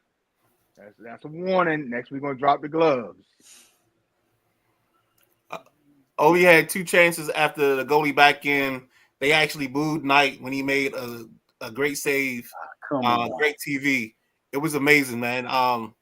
Yeah, I was watching in between, cutting back between the ladies basketball on Friday night and the game. So yeah, it was beautiful, man. And then I can only imagine second market tickets are through the roof today. Yeah. I know at one point they were at 4 something. I can only imagine after those 2 goals went through, they got up to 1,000 for good seats. I can only imagine if he doesn't break tonight, whenever they come back home, whatever it's gonna that, be What do they got after New pandemonium. York? I'll find out, and May might drop it in the comments before I get to it, but I'll look for that. We got checked into the boards, y'all. I just want to let y'all know that. Checking them to the Yeah. boards. I saw it. Yeah. Hold on, you're going too far. Stick to what you used to. You know what I'm saying? Don't go chase the waterfalls out here. Stay in your lane, player. Oh, stay in your lane. Ladies and gentlemen, boys and girls, we come up to what we are doing, reverse NFL draft, and we are starting off at the Seattle Seahawks at 18, and their needs: offensive guard, QB, linebacker, defensive tackle, and offensive tackle. Gentlemen, where are we starting at? I can go first. You guys have been talking about baseball and everything else. I think here I'm gonna go off this needs list. I think you get another weapon for Sam Darnold, and you get the kid out of Texas. That's Matthew Golden, ran a 4.29 40. Give him another a weapon to throw to since they lost DK Metcalf. I can't remember. Is Tyler Lockett gone too? Say that one more time. Is Tyler Lockett gone also? Yes. Okay, so yeah, I know. Look, we talk about needing the trenches. You know, offensive tackle. You want to keep him upright. Maybe you can address some of that in the second round. But I think if you can get a playmaker, a home run hitter to open up the offense and kind of control the tempo and do some nice things on offense, you go get this kid Matthew Golden from Texas and add to the stable, and you see what Sam could do in Minnesota when he has some weapons. So you try to kind of replicate the same thing and set him up for success. So that's where I'm going with that, and they can address everything else, second round and older. So Matty jumps in at home against Carolina Thursday. That's going to be it. If the record's on the line for that game and the history from the last game, Oh, the gloves. I think I texted Matty. I don't know if he addressed it on his show. And then I also sent a message to one of the other hockey guys that I have. I think the first puck drop, I think Carolina and the Caps go at it. You don't think so? Over under for fights before the puck drops is 2. I think they let the puck drop and then they get it going. I think they say, let's get it on. What's that man, Les Miles? Let's get it on. I think it's one of those situations. That puck drops. Let's get it on. Nah, Mills Lane. This is 5-on-5 fights. Mills Lane. Okay. You knew what I meant. Mills Lane. Let's get out. Yeah. I'm with that. I'm all about that. And BJ, I heard you on your pick. I think there's 2 guys in that scenario. And I like your thinking on this. When we talk about that is they did get rid of Metcalf, Lockett. They have Smith and Jigba. I don't know what else they have in terms of their room. So I think this is where this list might be off, only because it happened kind of after everybody made their list of needs. The person I actually have going here, let me let Jack go first. Because I'm going to try to hit each one of the needs with a player. Okay. Well, as you can see by this needs list here, they need big help at offensive line. And I think their guy is in the first round. They can find a career lineman with this boy right here out of North Dakota State. You got a boy named Gray Zabel. He can play all 5 line spots. He can play them all and play them all well. He a big old corn-fed dude, South Dakota. I'm telling you, I like Gray Zabel at this position right here, Midnight Rider. That is a great call. I think this is the spot for him, somewhere between 18 and 22. That's kind of his hot spot. And I think with Zabel getting drafted, this will be the 3rd year in a row that North Dakota State offensive lineman has gotten drafted in the first round, and they've all been the same person. They've all been guys that played tackle there, but has the ability to play tackle, guard, or center in that lineup. So that's a hell of a pick. And I think the only way that is Zabel is if the Alabama kid, Tyler Booker, doesn't get taken before this. On BJ's pick, I like his pick at wide receiver, but I think Golden may go earlier if Atlanta wants to add an explosive receiver to their field. And we'll get to that when we talk Atlanta, Arizona. So I personally think they may go like with a Luther Burden, only because Golden may be gone by that point in time. It's kind of the downside of us doing the reverse mock is you don't get the process of elimination, but I like it because you get to talk about all the different spots in the lineup. I don't think they go QB. I just don't see a QB that fits there in that spot. I think they wait to the second and take a flyer on a Dart, a Ewers. I don't think Ewers goes in the top 2 rounds. I think he's a 3rd or 4th round guy based on the stuff I've been reading. But Dart is a guy that maybe they get in the second or move up to get in the second. I don't know if they do take a Dart, maybe they take him late first. You know what I'm saying? That way you get the extra year, but I don't see them really addressing quarterback at 18. Also, linebacker, you got the kid Campbell from Alabama. I think this is about where somewhere in here he tends to go. And if you're thinking What's the other spot they have? D tackle. We talked about Harmon earlier for a couple teams. I think this might be a spot where he ends up as well, depending on how high they are on him. And Harmon's the D tackle out of Oregon. That's pretty much what I have for Seattle. Any other thoughts, guys? None here. I'm good on Seattle. All right. Let's see who's next. Oh, the Cincinnati Bengals. The Cincinnati Bengals, ladies and gentlemen, their needs right as of when we did this is You good? wide receiver, tight end, offensive tackle, cornerback, and guard. Let me say something about the Bengals. They're only, if I'm the GM, if I'm the owner, I walk in the GM office. If you don't address this defense, you're fired. Okay? I got 2 picks. And we've talked about this name before. Jahdae Barron, the cornerback from Texas, could be a fit here. And I also have James Pierce Jr. out of Tennessee, an edge rusher. They need, and it depends on, I guess Hendrickson is still in the air, still floating out there. Okay, so I don't know in their head if they know they're moving on from him or not. I guess we'll find out with the pick.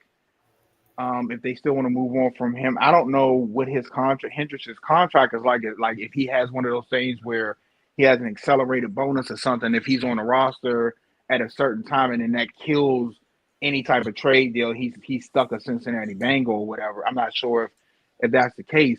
But even if they keep Henderson, one of the best pass rushers in the league, they need somebody else on defense.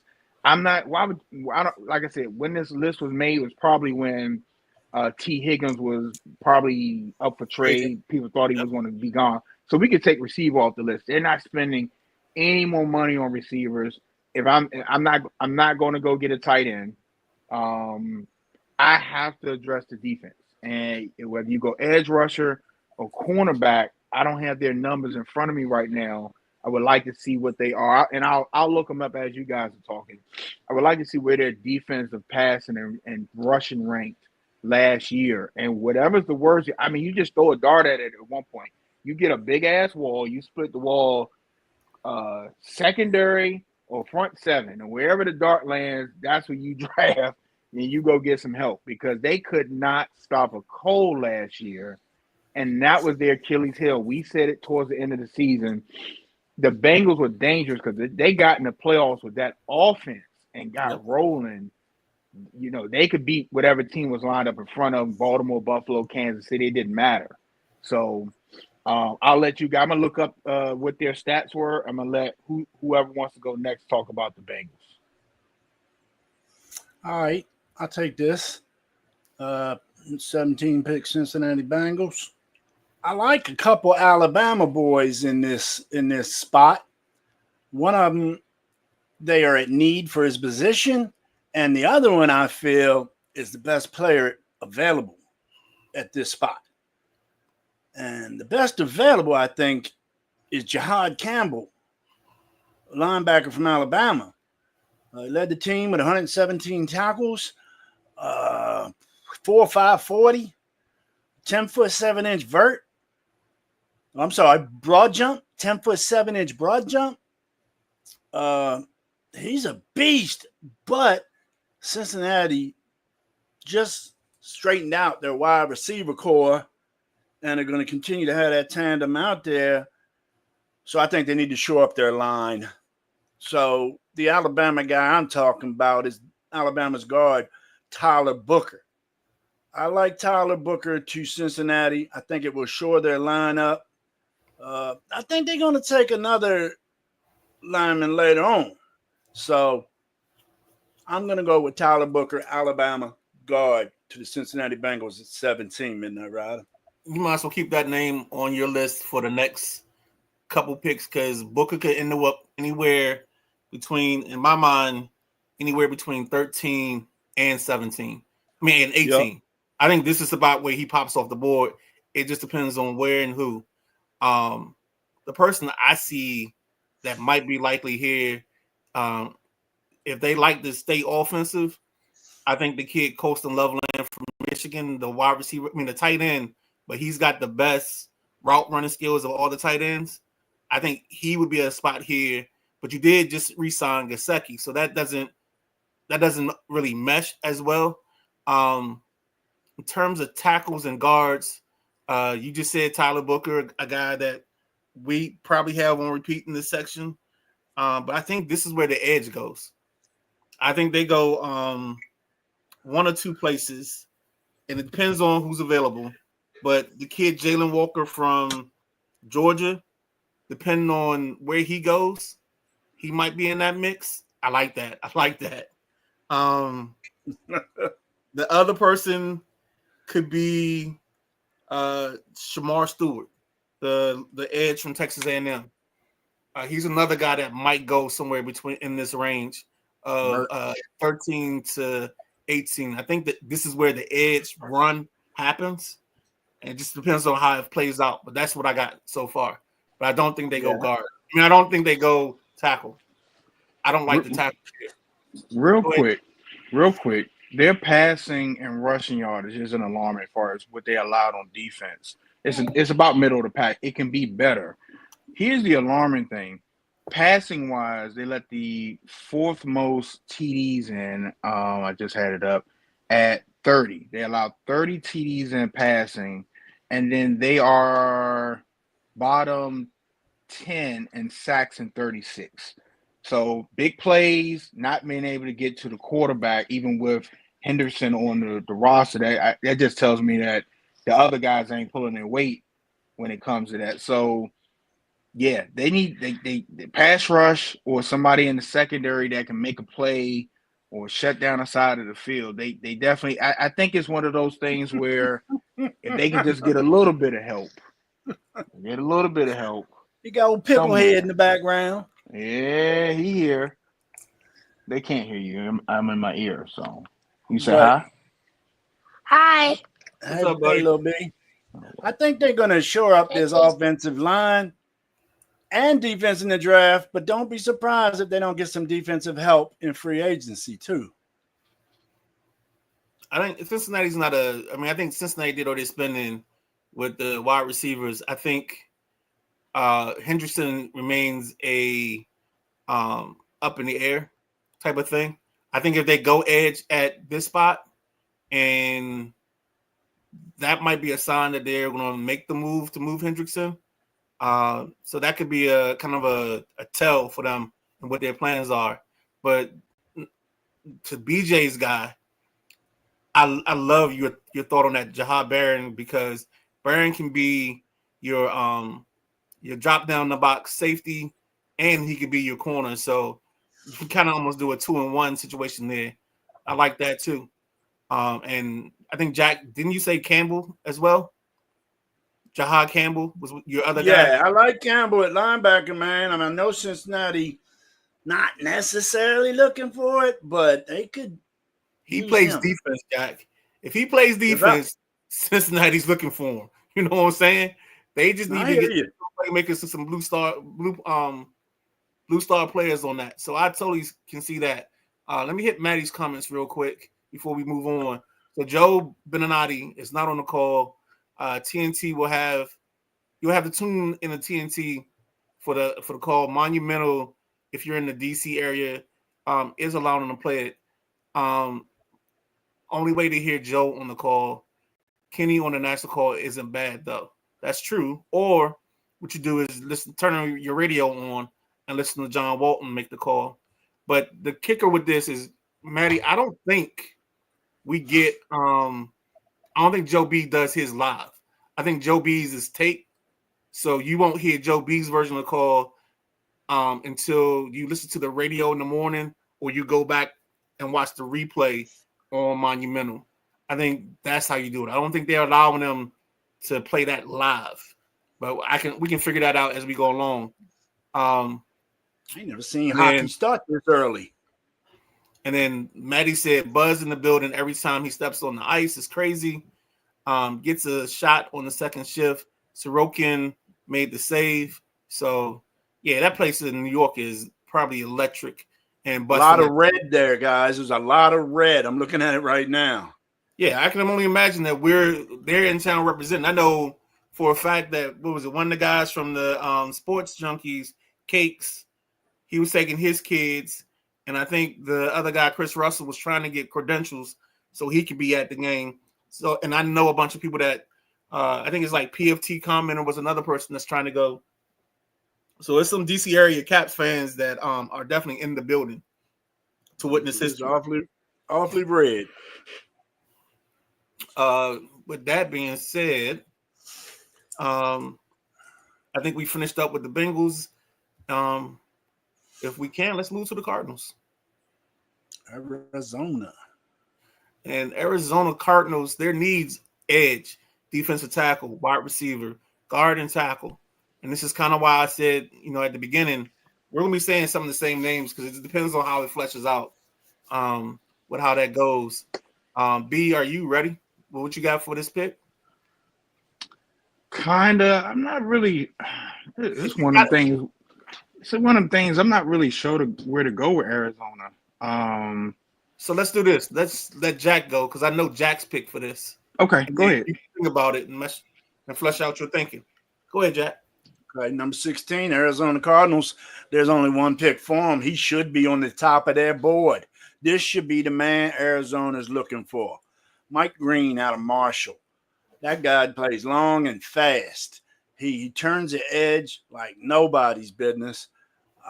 Wrecks havoc in the backfield every time he's back there. Mike Evans, man, I tell you, from watching him, I have a hard time believing he's outside. He's outside the top 10, barely, in my opinion. He could go a little bit earlier than this, but I like Mike Evans to the Arizona Cardinals, Midnight Rider. You saying Evans? I know you mean Green. Green. So I'm thinking something else. You're now it's 3 for 3 because I've run 3 mocks since we've done this, and all 3 mocks. After you said Mike Green to Arizona, they've picked Mike Green to Arizona in all 3 projections. So I think he's the perfect guy for their Midnight Rider. I mean, look at the first need. Edge. They need an edge. Yeah. No arguments here, buddy. No arguments at all. I just think the edge this is the spot where we're going to get a run on edge rushes. So I wouldn't even be surprised if there's a team that's down lower making a move up to try to get an edge because they know they're going to go there. Yeah, I agree with that because, and I just said this name for the Bengals, and it just depends on how everything falls out. But Pierce Jr. is another name. If they want to go tackle, they could go to the kid Simmons from Ohio State. You got to rush the passer. And Simmons might be down. Yeah, he might be. It just depends on how everything falls out. And I think isn't he the second tackle on the board, the second best? Yeah, his only issue is I think he's coming off an injury. Right. I think that may have him available where if he wasn't coming off that injury, I think he would be a bit higher. But what's the kid's name? The other tackle that's number 1. Kelvin Banks. So he's going to go, but I don't think these are top 10 tackles. I think these are because of what's on the board in the top 10. I would be surprised if you see one of those go in the top 10. I think you get them after 10, just depending on, we are doing our mock draft without trades and anything else. Just depends on what's going on. But I'm with Jack. I think they have to address edge rush right here, or if they have the faith in Simmons and he looks good and they're comfortable with his workout, they could go there. There you go, preach, brother. I think the only part out of that scenario is if they want to put somebody on the other side of Marvin Harrison Jr. So they may stay in state if the kid's still on the board with the kid Tutoria McMillan or Kai like Luther Burden from Missouri. That'll give them 2 big wide receivers on the outside. Outside of that, I mean, you guys covered it. Pierce, Green, and the only other person that, and this would be if one of the two Georgia boys fall, Mikael Williams and Jalen Walker. I mean, I think there's 4 names in these next 6 selections that we're going to see come off the edge and play on Sunday. And I don't know what's the difference between the 5 or 6 guys. It depends on what you like. It's almost like Burger King. You can have it your way. That's right. So that's what I got for that spot. Anything else or any other thoughts on the Cardinals, guys? Nah. And then it looks like Matty gave us an update. It's a goal in Long Island, but it's Islanders. So the Islanders are up 1-0 on that. Mm-hmm. And so with that being said, I think we're on 15, right? Yep. We just did the Cardinals. So we're on the Falcons. That's right.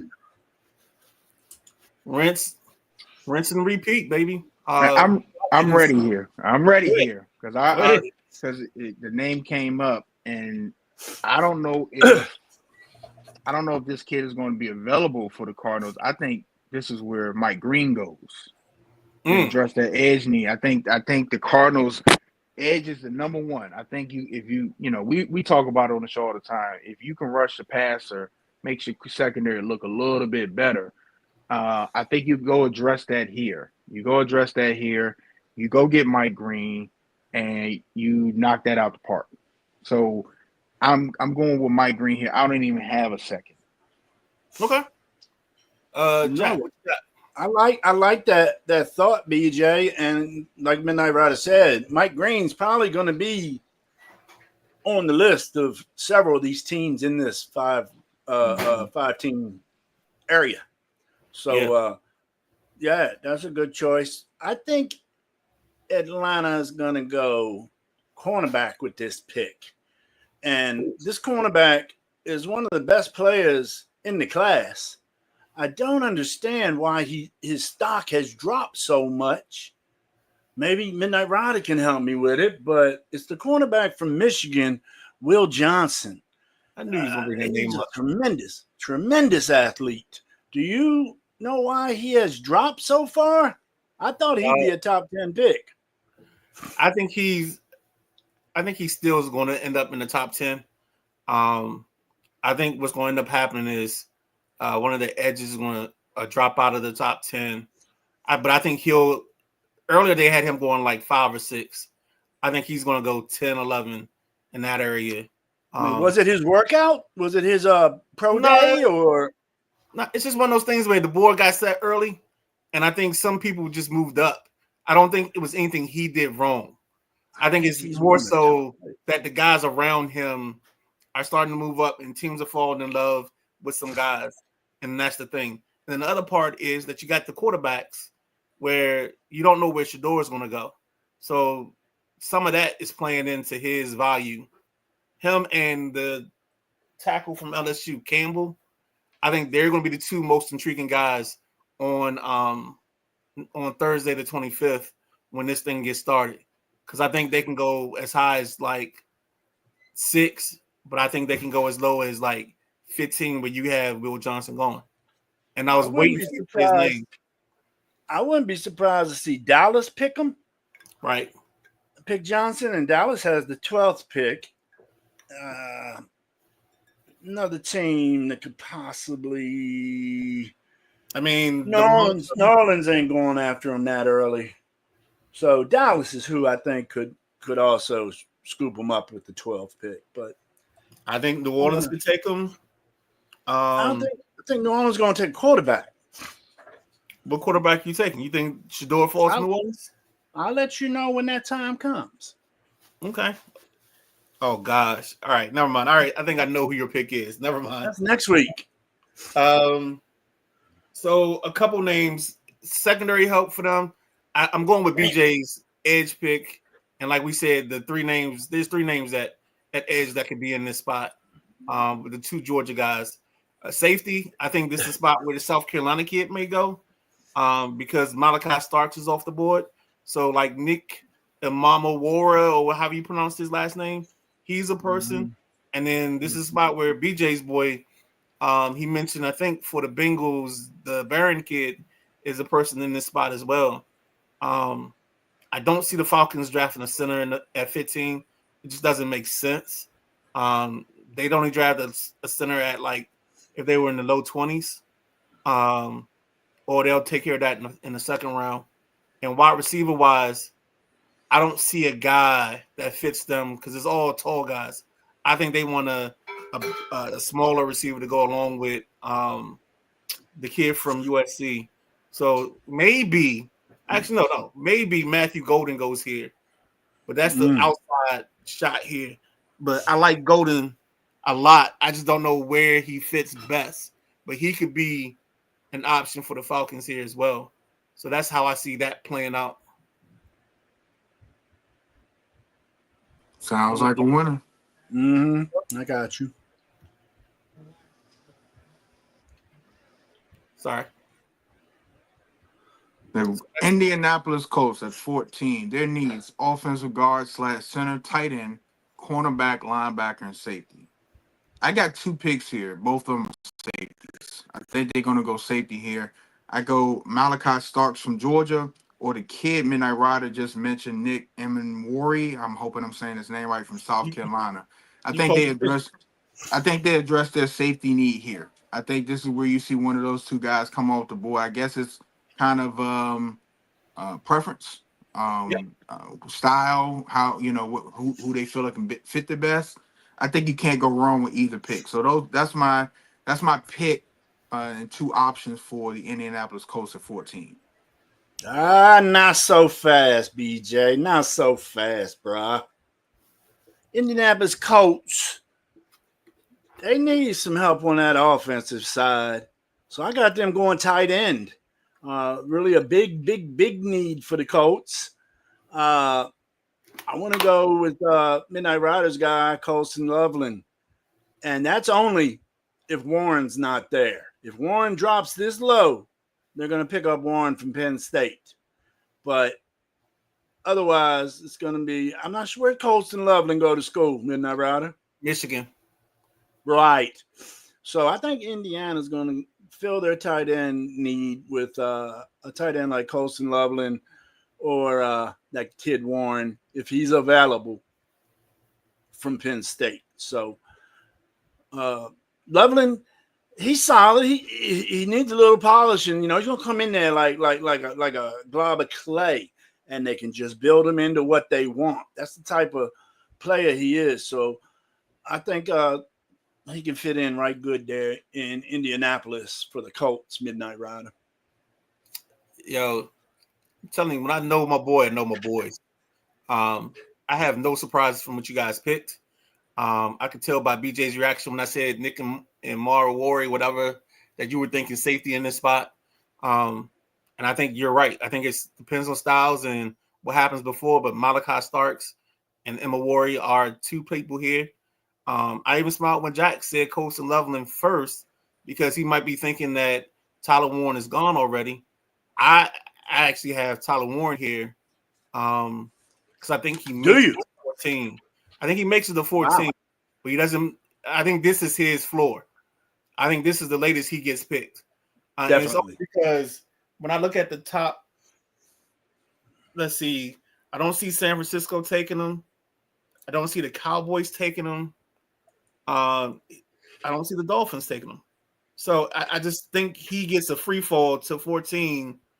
And that's where he goes. But I don't see him going past the spot. And if he does, I think Nolan's going to take him at 9. Maybe. That's what I think. Maybe. I mean, yeah, it's possible. I wouldn't argue with it. Mm-hmm. But they just re-signed. Who's the kid they have at tight end? They just re-signed the kid at tight end. Shaheed or something like that. Whatever their big tight end is. So that's the only reason I don't see Warren going to them at 9. But I mean, I get it. I can dig it, no matter how you look at it. I can also see your guy Campbell being a spot here, the linebacker from Alabama. It's just there's so many options in this spot, and again, because we're doing in the reverse order, we don't have. You're talking about Jawan Johnson, yeah, Taysom Hill, Foster Moreau, Jack Stoll, and Dallin Hockler is the Saints tight ends currently. Yeah, So but I thought they re-signed Johnson. Okay, I reckon they did. And then they re-signed him, not signed him. And then the Sheed is the outside guy. He's the wide receiver. I forgot about that. I mixed up the names. But yeah, that's kind of how I see the Colts playing out. If there's an option for Booker, because they did lose Fries and Ryan Kelly, there's an option there. But I think you can take care of guard and center much later in this draft. So I don't see them taking that. I think they go for the blue chipper, and worst case scenario for your guy, Will Johnson. I think this is like his latest landing spot, to be honest with you. I can see it. Yeah, I can dig that. Here you go. B. My apologies. Last but not least for today, the Miami Dolphins, AFC East, they need safety, defensive tackle, offensive guard, linebacker, and QB. They've needed a QB for the last couple of years.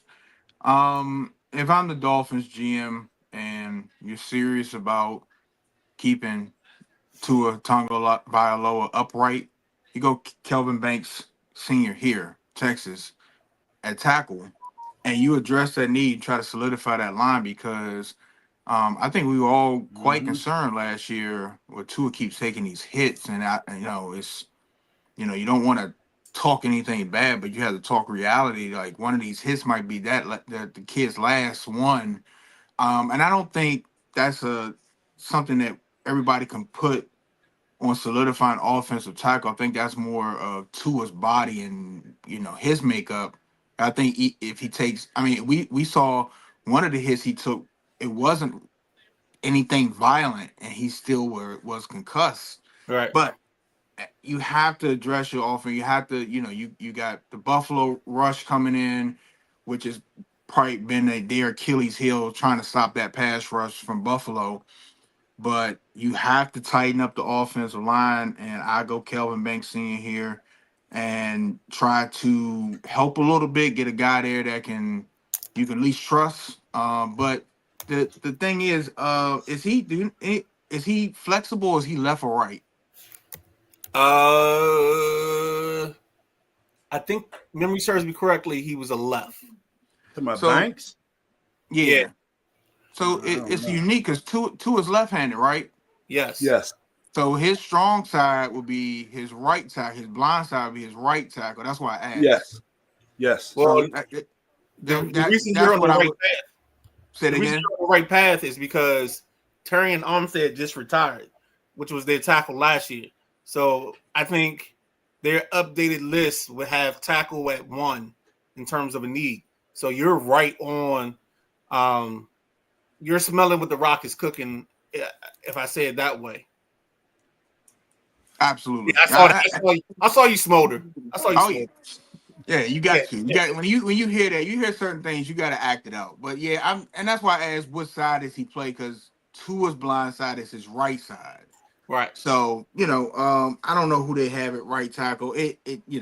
We've seen, like I said, this isn't nothing new for the Dolphins. Whoever they're playing, it seemed like Tua's under duress. So they're going to have to address that some type of way. And then, to dive a little deeper, and I know this isn't draft talk, but it may be a scheme thing, also, we holding on to the ball too long. Do we need to develop different plays? But I'll save that for another time. Jack, what you got?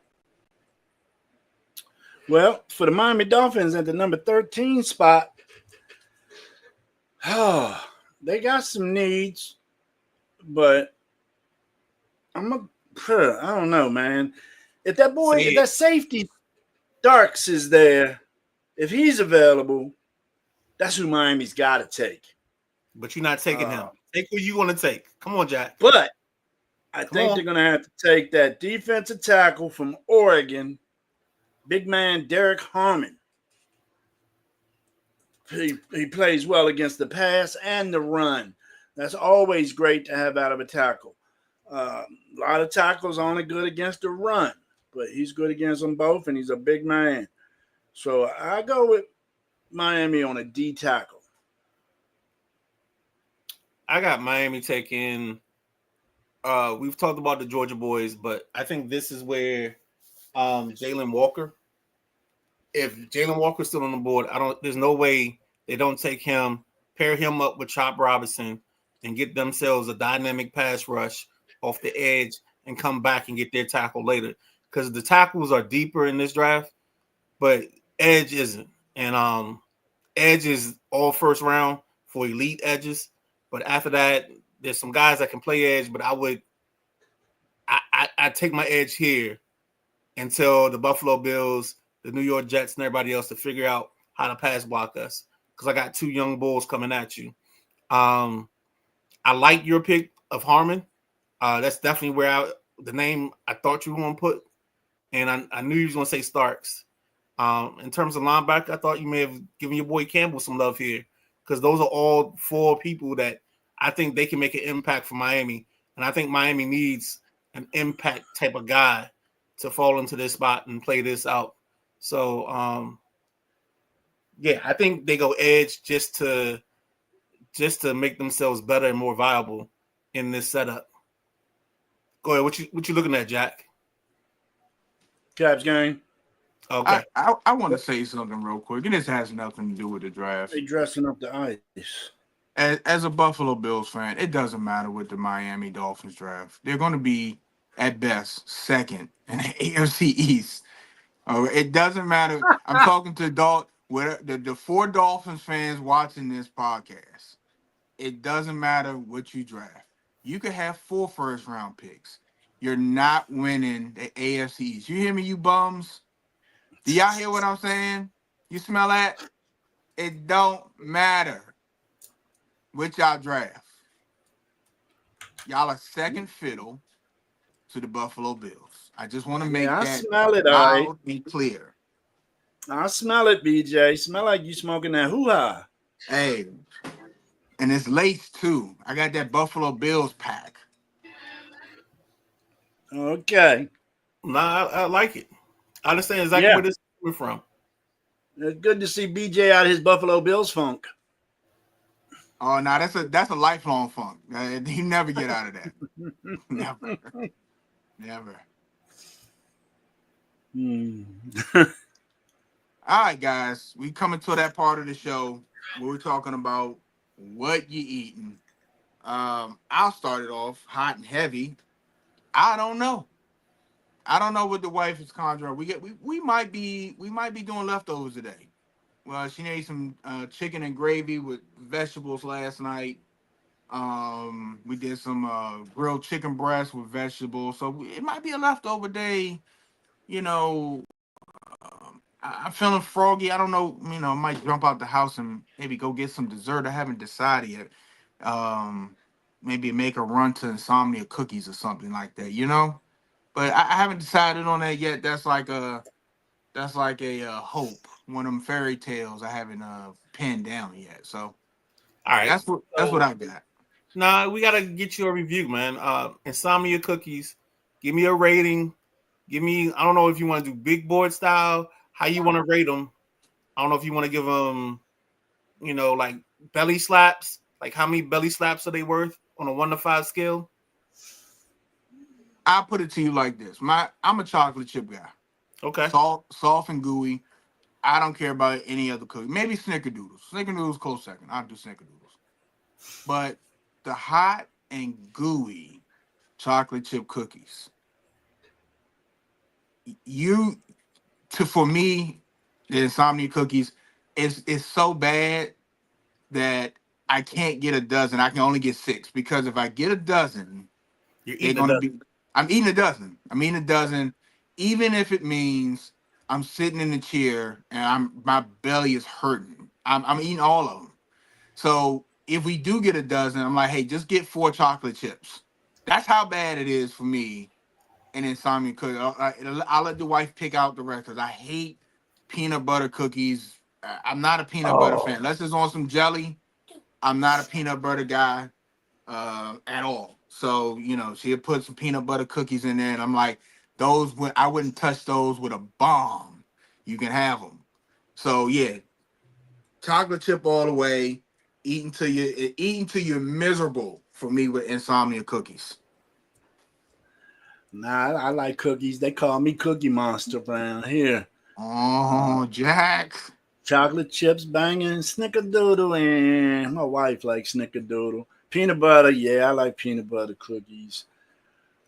I like making the cookies big enough that you can throw a scoop of ice cream on and make a cookie sandwich. I like eating my cookies like that too. And then again, I go old school with a glass of milk and dip them jokers. So yeah, I like some cookies too. Cookie.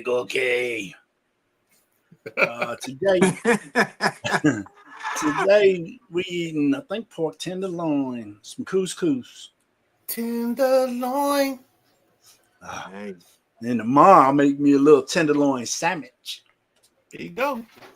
With a little of that. I make my own horseradish mayo for it. Ooh, cookie. That leftover Duke Hope sauce, Duke Blue Devils Hope sauce. A little bit left over. I had to, Jack. Thought we was good, B. You Where you at, KG? I want to give y'all an update. We've collected 57 cents pocket lint and spearmint gum. So we'll be donating that to the Duke Blue Devils.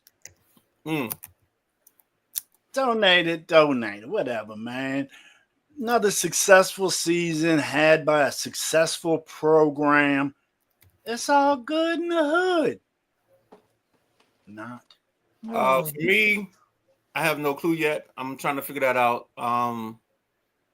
Worst case scenario, I might just go ahead and just take another run at Sylvester's. And I knew that. I knew you was going there. I couldn't remember the name. Can't go wrong. Because yesterday I did Caribbean Grill, and the curry chicken, like I get the large, 2 rounds. I'm good. Like I can't eat like I used to. You know what I'm saying? Younger me, like 25-year-old me, that large, gone. Gone. We good. Gone. Now So this place called Sylvester's. Yes. Sylvestres, or however you want to pronounce it. Yeah. Sylvestres. Silvestre. SIL. Jesus. Yeah, man. Yeah, man. Like I said, them fajitas, man. That might be, when you talking about best dishes in the area, that might be up there, man. Man, I made the mistake. I got extra steak. Man, that box was so like I needed a spot to carry the box in last week. So yeah, we good. So I might go back there. There's not one close enough to me to order from. Damn. Yeah, I was about to say you short, Jack. Closest one's Bowie. But before we get out of here in the pre-show, people know we need Jack to rank his fellow junkies. The Gentleman Jack's junkie rankings. So y'all don't know, but last year I did this with the KG kids. I ranked KG's kids based on how I felt about them that week. So Jack, go ahead, knock it out, man. You said BJ was your one. Is he still at number one after this show? We'll find out once I get my count going. At number 5 is Midnight Rider. And number 4 is Big Guy KG. Oh man. At number 3. At number 3. No. Oh yeah, hold up. I gotta go to 6. My fault. So I'm at 4 now because I'm starting at 6. Number 4, Nubian Sumo. Okay. Number 3, BJ. Oh God. Number 4, Don Rodriguez, because he hooked up my intro.